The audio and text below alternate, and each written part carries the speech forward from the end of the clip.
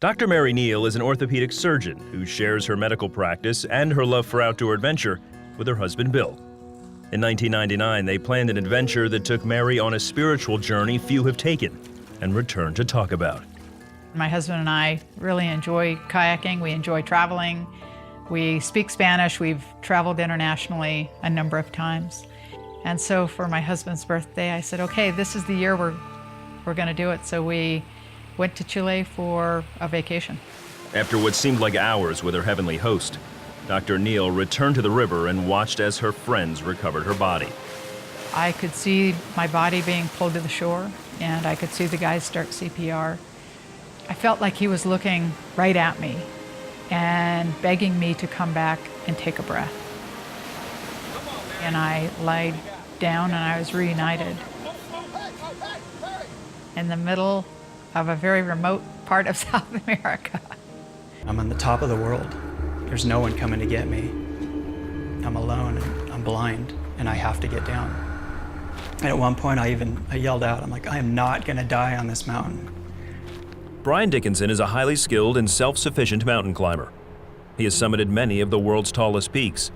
But in 2011, at the top of Mount Everest, his survival was beyond his ability and control.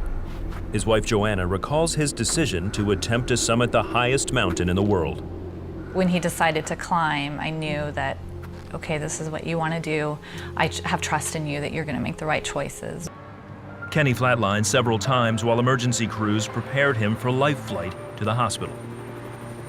Once there, he was placed on life support and not expected to live.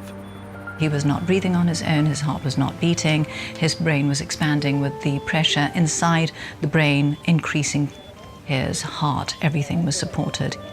He coded. At the time of admission, the prognosis was extremely poor.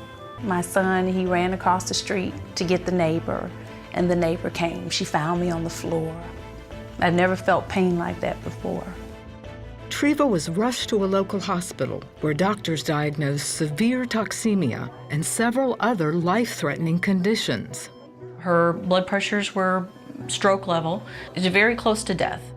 Her liver hematoma was extremely large. It could have ruptured at any time. In 2009, Robin McRae had a large tumor removed from her ovary.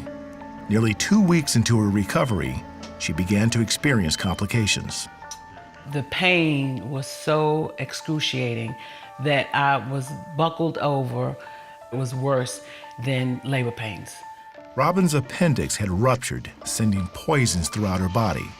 Friends rushed her to the hospital for emergency surgery. I remember going down the corridor and the physician saying, Miss McRae, we're going to take you back into surgery.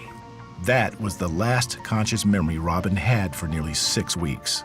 Her organs began shutting down and she slipped into a coma.